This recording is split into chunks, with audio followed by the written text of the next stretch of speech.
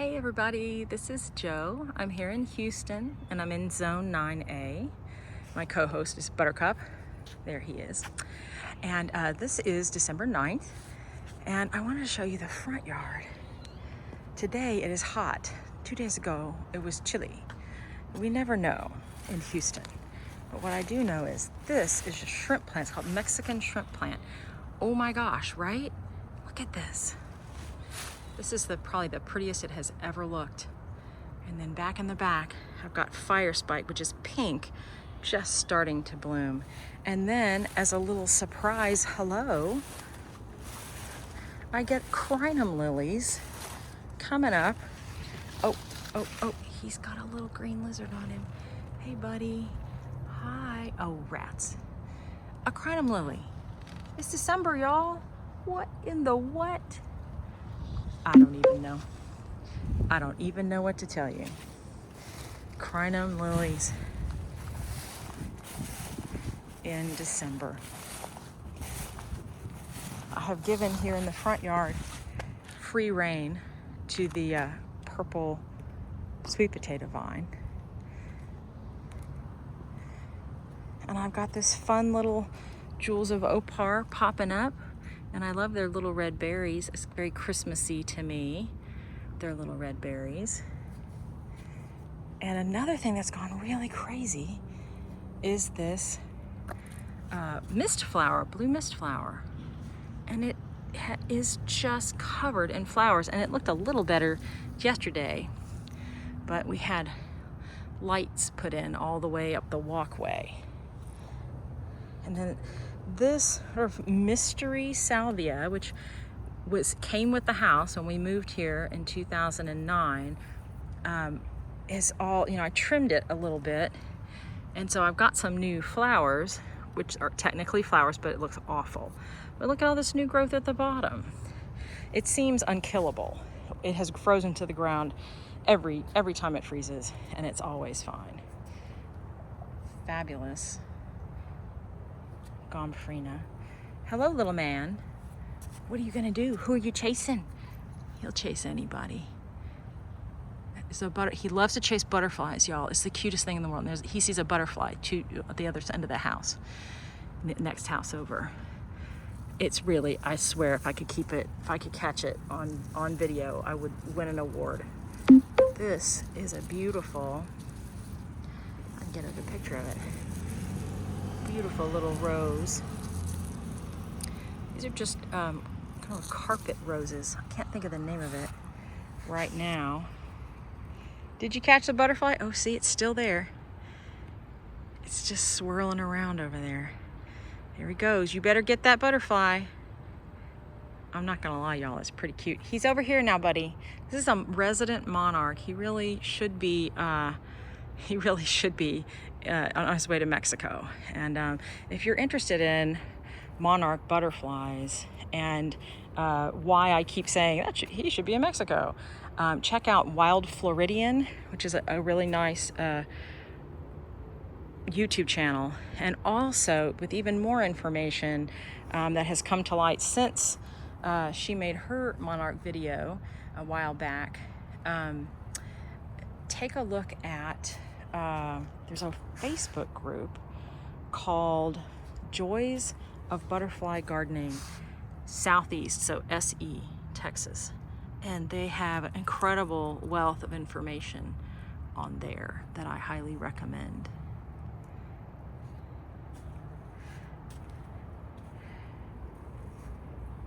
Now we had some little volunteer Texas rock rose, and I planted them in here, but also you can see I've been in my sprinkling of cleome seeds. Okay, y'all, all that green is cleome seeds. Isn't that hysterical? I don't know if any of it'll make it through to the spring, but it's worth a try. I don't know what's going on here. These are relatively new plants. I literally just noticed this. Look how it's like powdery mildew, but worse.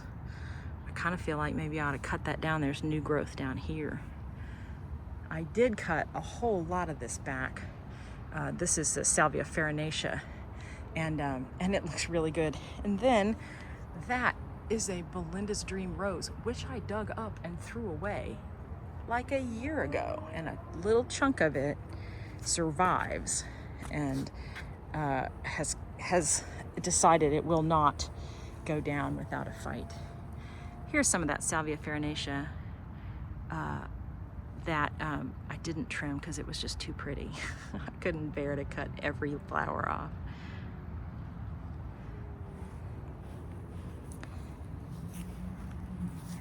Still got these awesome little cone flowers. This is a powwow wild berry. Sorry, my video abilities are weird today. This is that dwarf Salvia leucantha, and I cut off all the ratty parts, and look how beautiful it is all over again. It probably it shouldn't bloom again this winter, and it will, if it freezes, it will die to the ground. But it's left me a really pretty little new puffy green, gray green, that you can see. You know, it gets kind of ratty after it's finished blooming. I went ahead and cut all of that off. And then, okay, y'all, this is the dwarf Barbados cherry. Look at the cherries.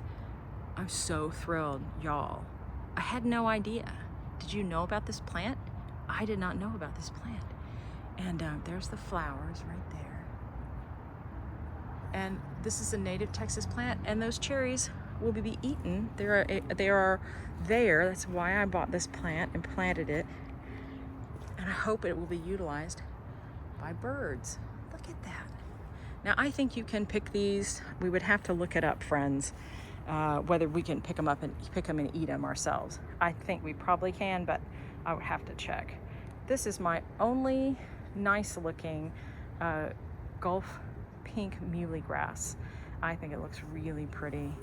Native to Texas. That one kind of got swallowed back there by this beautiful porterweed. And this porterweed, look how big it is, y'all. This is bananas. This huge, that's all porterweed. So pretty. And I've got some little spicy globe basil that I trimmed back a little while ago, and now it's puffed back out. Got some flowers and the dregs of some profusion zinnias. This has gone over. Coral nymph salvia or similar. This does not look coral nymphy. It looks a solid pink, but you can see it bloomed like crazy. I've got to cut all the little bits off. And then I cut back the my favorite salvia, which is Mystic Spires. And I left a little bit, again, because I'm still me, I couldn't bear to cut off the flowers, but really I should cut it off right there because it's coming back so nicely. And these fantastic big old pentas. And my blue Cape plumbagos looking nice. And my desert willow is doing okay. I put it, well, I mean, I say that, but I see that this is dead. We'll see what happens in years to come, y'all. And then my incredible sort of chartreuse sweet potato vines that my sweet neighbor popped in there for me. This is fragrant mist flower that's gotten really big, and look how pretty. The butterflies love this. They love it. And this is a Jane magnolia. I misidentified this on my last video, but it's a Jane magnolia. And it has its buds set. These buds are set immediately after blooming in the spring, but it's lost its leaf, and I think that's not, I think the drought, I think it gets, kind of diseased a little bit, and so it just looks terrible in the fall. Oh my goodness, okay, I haven't been back here, y'all. This is senna, which I have. This is a butterfly host. I think this is for sulfur butterflies, like yellow and orange sulfur butterflies. Look at that, I've never seen it bloom. I'm so excited. And I don't put yellow. I have a color scheme. If you've seen my videos before, you know I have a color scheme that does not include this bright yellow, but this faces my neighbor's driveway, and so I can be happy with it, and it doesn't mess up my visual line of having this bright yellow. And speaking of yellow, I still got a yellow banana pepper down here ready to pick. That's kind of fun. These peppers have just produced and produced and produced. And look, I'm ignoring these. These are jalapenos. Some of them have got all the way, but ignored long enough to turn red. Here's my oldest wax myrtle, which is doing beautifully. And then I'm gonna climb back here. I haven't been back here in a little bit. Oh, before I do, look down there. I don't know if you can see. I've got my pink rose bush is hanging over and looking beautiful. Now this is tied up in here. Shockingly, in the hurricane this summer, this tipped over. It didn't fall over, but it sure as heck leaned over and needed attention. Here are some of the berries that I'm growing. These are for birds. This is a native plant, and this will feed a lot of birds on this little tree. Let's see if I can get past all this business back here. Beautiful native ferns back here. And then this is another Jane magnolia. I planted this about 15 or 16 years ago, and you can see it's really big, which is wonderful. And then this is an oak leaf hydrangea, and it's looking really pretty, and it's just starting to put on a little bit of fall color. I just love this plant. It is really, really a beauty.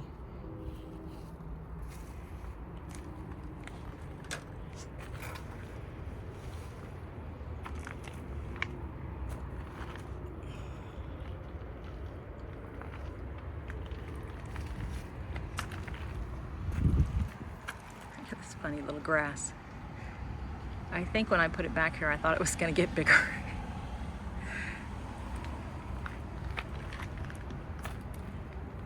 More gomphrena.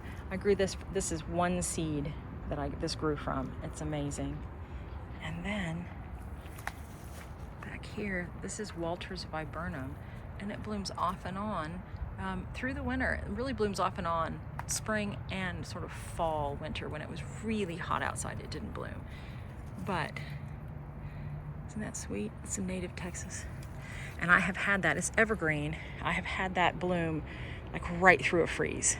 Didn't bother it at all. I've got two more here. They just, like, this one was gorgeous, and that one was okay, and that one half died, and then this one went south. I don't know. They're all planted on the same day from the same nursery. That's gardening for you. You never know. Why does this one look great and that one looks terrible and that one almost died? Who knows? Only Mother Nature knows. I may be able to show you. Oh, okay, y'all. This is in this pot is milkweed, and there is such thing as a milkweed beetle, and they will mess up your milkweed. And I don't squish bugs. You see him? I'll squish the heck out of him. So in a minute, I will pick this off, and there's another one over here, and squish it, and then I will look on the underside. They lay eggs on the underside of leaves, and I have no qualms about just smushing those eggs. They look a lot like the little yellow aphids that won't bother your tree, but you can, look, just sticks. That little dude right there did that, and I have no mercy. This is your last day, bud. Yeah, this is your last day. Say goodbye. All right, y'all. Well, as I threaten a bug and tell you goodbye in the same breath, thank you for watching. Thanks for all your wonderful comments. I'm way behind on answering comments, but I promise I will do that. Here's a Cleome that has made it through the whole year. What a hoot. All right, y'all. Take care. Bye-bye.